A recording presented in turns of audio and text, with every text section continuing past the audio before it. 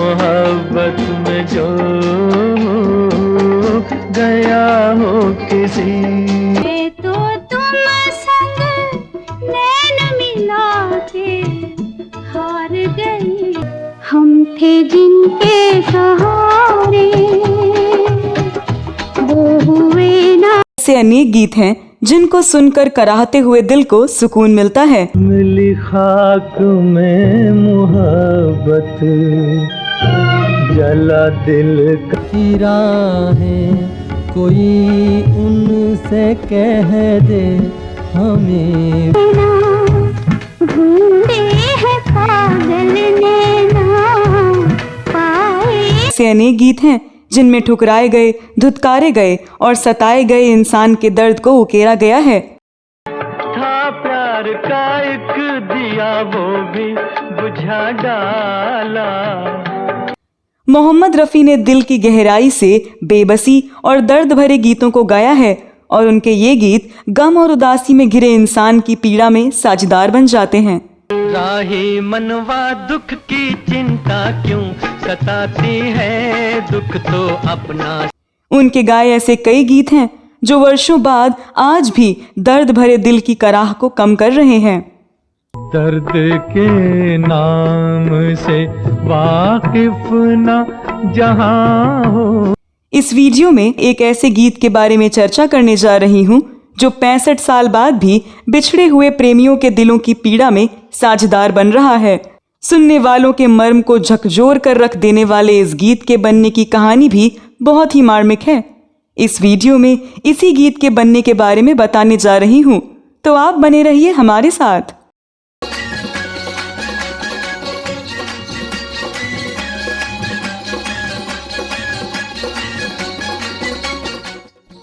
दोस्तों, साल 1957 में आई थी फिल्म जन्म जन्म के फेरे। ये निर्माता सुभाष देसाई की एक म्यूजिकल हिट धार्मिक फिल्म थी। सुभाष देसाई मनमोहन देसाई के बड़े भाई थे। फिल्म का पूरा नाम जन्म जन्म के फेरे यानी सत्य अन्नपूर्णा था। ये है जन्म जन्म के फेरे। इस फिल्म के गीतों का संगीत दिया था संगीतकार SN त्रिपाठी यानी श्रीनाथ त्रिपाठी ने। जन्म जन्म के फेरे के गीतों ने लोकप्रियता की नई ऊंचाइयों को छुआ। तन के तंबूरे में दो सांसों के तार बोले जय राधे श्याम। कभी होता भरोसा कभी होता भरम, बड़ा उलझन में है इंसान। इसके ज्यादातर गीत लोकप्रिय हुए, लेकिन इसका सबसे अधिक लोकप्रिय गीत है जरा सामने तो आओ चलिए। यूं छुप ना सकेगा परमात्मा मेरी आत्मा की। इस गीत ने उस वर्ष बिनाका गीतमाला के वार्षिक कार्यक्रम में सबसे ऊंचा प्रथम स्थान प्राप्त किया था। दो बिछड़े हुए प्रेमियों की तड़प को दर्शाने वाले इस गाने को लिखा था पंडित भरत व्यास ने। भरत व्यास की कलम से एक से बढ़कर एक गीत निकले थे और उन्हीं। लेकिन आपको ये जानकर आश्चर्य होगा कि बिछड़े प्रेमियों के लिए गाए जाने वाला ये गीत दरअसल किसी प्रेमी के विरह में नहीं बल्कि पुत्र वियोग में लिखा गया था। जरा सामने तो आओ चलिए। ये गीत अपने जमाने में बहुत हिट हुआ था। 1957 की बिनाका गीतमाला में ये गाना टॉप पर रहा था। इस गीत में मोहम्मद रफ़ी का साथ देने वाली गायिका स्वर कोकिला लता मंगेशकर ने एक साक्षात्कार में कहा था, रफ़ी साहब के साथ गाया हुआ ये मेरा डुएट सुपरहिट होकर गली गली बजा था, लेकिन कम ही लोगों को पता होगा कि भरत व्यास ने ये गीत पुत्र वियोग में लिखा था। जरा सामने तो आओ चलिए, छुप छुप चलने में। दरअसल जब भरत व्यास कामयाबी की सीढ़ियां चढ़ रहे थे तभी उनके जीवन में गम का तूफान आ गया। दरअसल हुआ यूं कि भरत व्यास जी का एक बेटा जिसका नाम श्याम सुंदर व्यास था, उनके पुत्र का परीक्षा परिणाम संतोषजनक नहीं आया। इस कारण वे अपने पुत्र पर क्रोधित थे।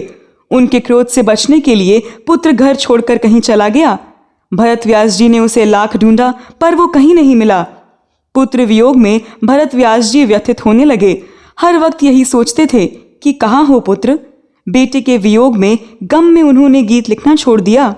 भरत व्यास जी ने उसे लाख ढूंढा, रेडियो और अखबार में विज्ञापन दिया, गली गली दीवारों पर पोस्टर चिपकाए, धरती आकाश और पाताल सब एक कर दिया। ज्योतिषियों, नजूमियों से पूछा, मज़ारों, गुरुद्वारे, चर्च और मंदिरों में मत्था टेका, लेकिन वो नहीं मिला। जमीन खा गई या आसमां निकल गया। आखिर हो कहाँ पुत्र? तेरी सारी इच्छाएं और हसरतें सराखों पर, तू लौट तो आ। ये सोचते हुए बहुत निराश हो गए थे भरतव्यास। उस समय भरतव्यास जी कैरियर के बेहतरीन दौर से गुजर रहे थे। ऐसे में बेटे के अचानक चले जाने से जिंदगी ठहर सी गई। किसी काम में मन नहीं लगता। निराशा से भरे ऐसे दौर में एक निर्माता भरत जी से मिलने आए और उनसे अपनी फिल्म में गाने लिखने के लिए निवेदन किया। भरतव्यास जी पुत्र वियोग में थे और उन्होंने उस निर्माता को अपने घर से निकल जाने को कह दिया। लेकिन उसी समय भरत जी की धर्मपत्नी वहां आ गईं।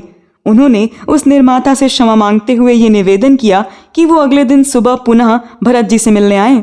निर्माता मान गए। इसके बाद उनकी धर्मपत्नी ने भरत जी से ये निवेदन किया कि पुत्र की याद में ही सही उन्हें इस फिल्म में गीत अवश्य लिखना चाहिए।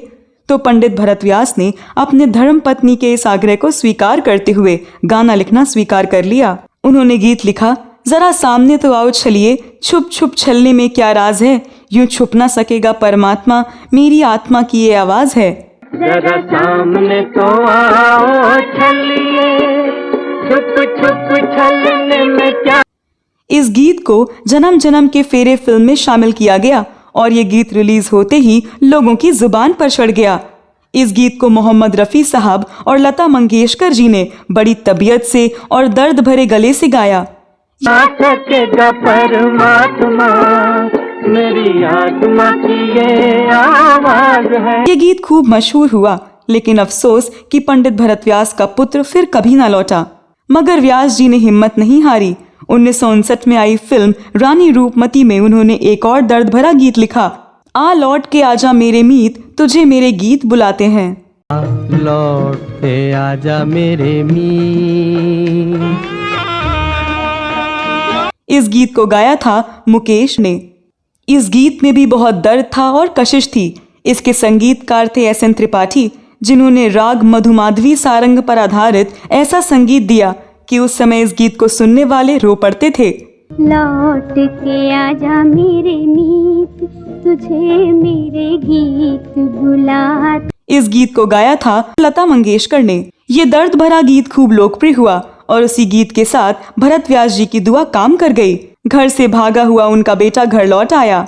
ये गीत पुत्र के वियोग में लिखे गए थे, लेकिन आश्चर्य देखिए कि वियोग के ये गाने उस दौर के युवा प्रेमियों के सर चढ़कर बोलते थे। आज भी ये गीत बिछड़े हुए प्रेमियों के लिए दवा का काम कर रहे हैं।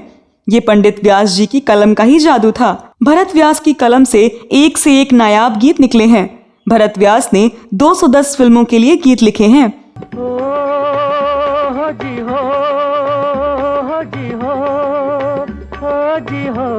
अजी एक दिन ऐसा आएगा जब माटी में सब मिल जाए, एक हंसी और आंसू हजार।